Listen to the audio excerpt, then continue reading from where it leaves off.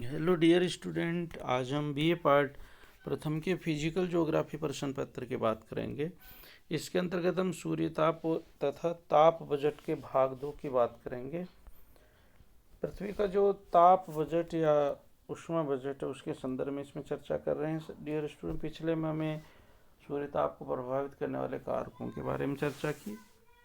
पृथ्वी की और सूर्य की जितनी ऊर्जा प्रसारित होती है उसका एक बड़ा भाग वायुमंडल की परतों से प्रतिबिंबित होकर पुनः ब्रह्मांड में विकिरित हो जाता है। शेष ऊर्जा का कुछ भाग वायुमंडल की गैसों, धूल कण एवं जलवाष्प अनेक प्रकार से ग्राह्य करती रहती हैं। प्रारंभ में आयन मंडल, ओजोन मंडल सूर्यताप की अधिक घातक किरणों एक्स ब्रह्मांड, गामा व पराबैंगनी किरणों को अवशोषित कर लेता है। वायुमंडल की निचली परत में उपस्थित जलवाष्प, धूल के कण एवं बादल मिलकर सूर्य ताप को बिखेर कर, परावर्तित कर एवं थोड़ी मात्रा में सोख कर मार्ग में ही कर देती। इसके अतिरिक्त आते हुए सूर्यताप का 10% भाग जलमंडल की सतह पर भी पृथ्वी को बिना गर्म किए वायुमंडल में पुनः परावर्तित डियर स्टूडेंट कर दिया जाता है। इस प्रकार भूतल को मात्र 42 से 45% सूर्यताप ही प्राप्त होता है। इसमें थोड़ा सा अंतर आने पर भी भूतल पर अनेक प्रकार के परिवर्तन देखे जा सकते हैं। हमारे रेडियो एवं टेलीविज़न प्रसारण में बाधा तथा दूर संदेश में व्यवधान इसी कारण आता है। संपूर्ण सूर्यताप का 2% भाग पृथ्वी तल से सीधे ब्रह्मांड में परावर्तित हो जाता है। इससे बाहरी आकाश में पृथ्वी चमकीली दिखाई देती है। सूर्य से निकले कुल ताप का मात्र 1.2 अरबवां भाग ही पृथ्वी तक पहुंचता है। अंतरिक्ष में परावर्तन बादलों द्वारा 23% और गैस, धूल एवं जलवाष्प द्वारा 6%, भूपृष्ठ जलवाष्प, हिम व बालू ढाल द्वारा 7%, टोटल 36%।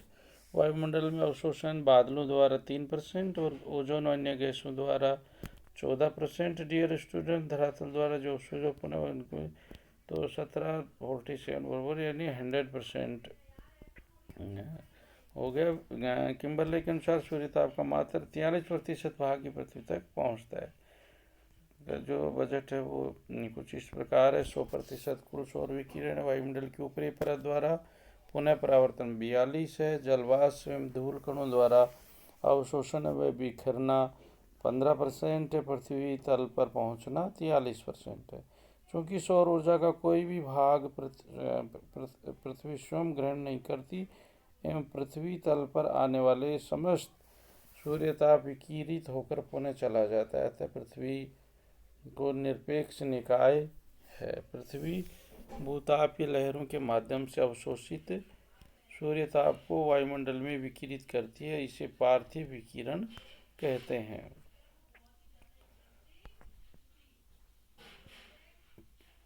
वर्ष भर गर्म वायुमंडल बना मध्यवर्ती अक्षांशों में सूर्यताप की प्राप्ति सूर्य की उत्तरायण व दक्षिणायन स्थिति के अनुसार रहती है। डियर स्टूडेंट, जब सूर्य उत्तरी गोलार्ध में रहता है तो उत्तरी गोलार्ध में तापमान ऊंचा रहता है और ये मार्च से सितंबर तक का डियर स्टूडेंट हम बात करें तो उसकी पोजीशन को इंगित करता है।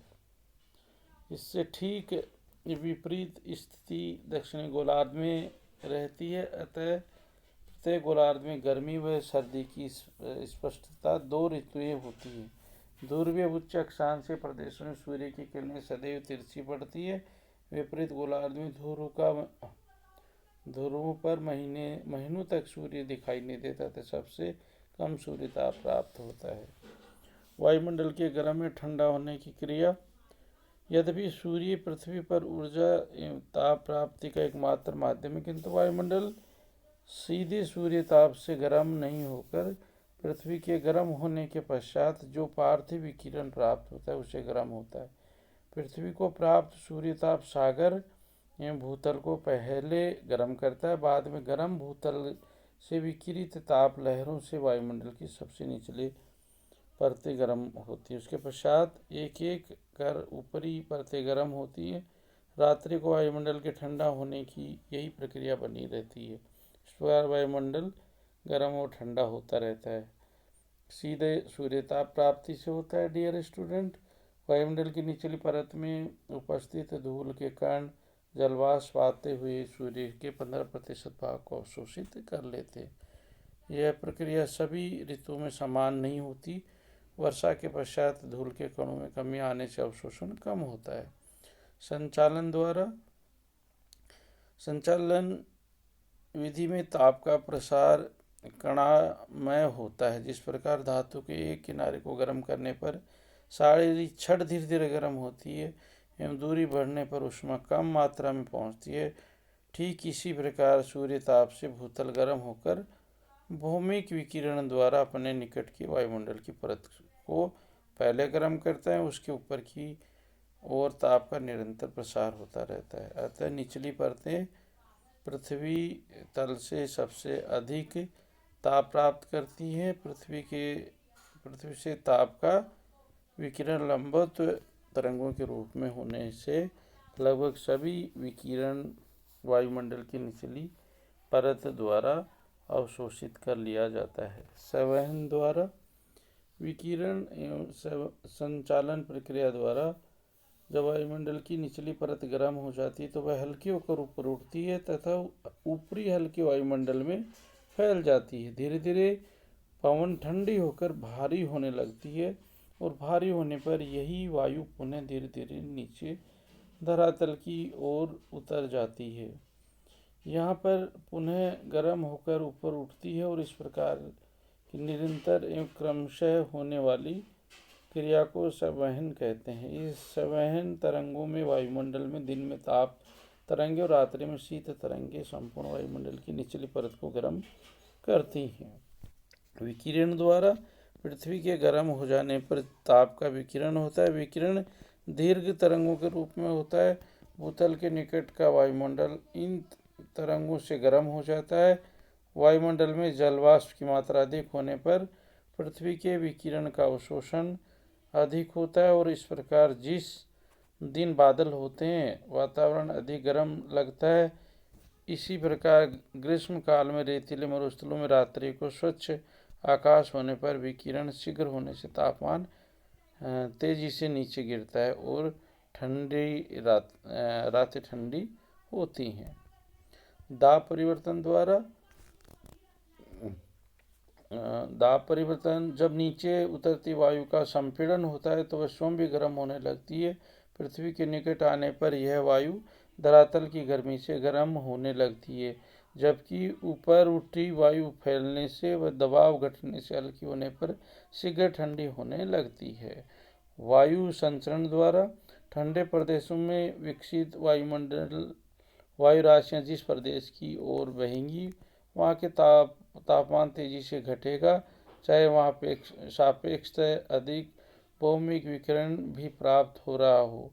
इसी भांति जब कोई उष्मा वायु राशि ठंडे प्रदेश की ओर बहती है तो भी वहाँ के तापमान बढ़ने लगता है, चाहे वहाँ पर भौमिक विकिरण कम प्राप्त हो रहा हो। इसी के प्रभाव से सर्दियों में शीतलहर से तापमान गिरने से फसलों को बहुत हानि होती है। सूर्य ताप का विश्व वितरण देखें डियर स्टूडेंट, तो इस सारणी के माध्यम से भी इसको समझाया गया है। 0 डिग्री, 10 डिग्री, 20, 30, 40, 50, 60, 70, 80 और 90 डिग्री तक सूर्य ताप की प्राप्ति है और इस प्रकार से इसको समझाया गया है। पृथ्वी पर सूर्य ताप का वितरण अक्षांशों के अनुरूप पाया जाता है। विश्वोत्तरीय के भागों में सर्वाधिक सूर्य ताप की प्राप्ति है जो क्रमशः ध्रुवों की ओर घटता चला जाता है, किंतु विषुवत रेखा पर अधिक मेघाच्छादन के कारण उच्चतम तापमान 20 डिग्री अक्षांश पर रहता है। उष्णकटिबंधीय प्रदेशों में वर्ष पर्यंत सूर्यताप की मात्रा अधिक। ऋतु परिवर्तन का भी सूर्यताप के वितरण पर प्रभाव पड़ता है। उत्तरी गोलार्ध में सूर्यताप की प्राप्ति तथा ह्रास की तालिका से डियर स्टूडेंट समझाई है कि भूमध्य रेखा से 30 डिग्री अक्षांशों मध्य स्थित उत्तरी अक्षांश में ह्रास की तुलना में सूर्यताप की प्राप्ति अधिक। इसके ठीक विपरीत उच्च अक्षांश में प्राप्ति की तुलना में ह्रास डियर स्टूडेंट अलग होता है। तो ये निश्चित रूप से आपको डियर स्टूडेंट समझ में आया होगा। हमने इस वीडियो के माध्यम से पूरी कोशिश की है कि सूर्य ताप का जो वितरण है, ऊष्मा बजट है किस प्रकार का, उसको भी आप लोग समझ पाए होंगे। Thank you dear student.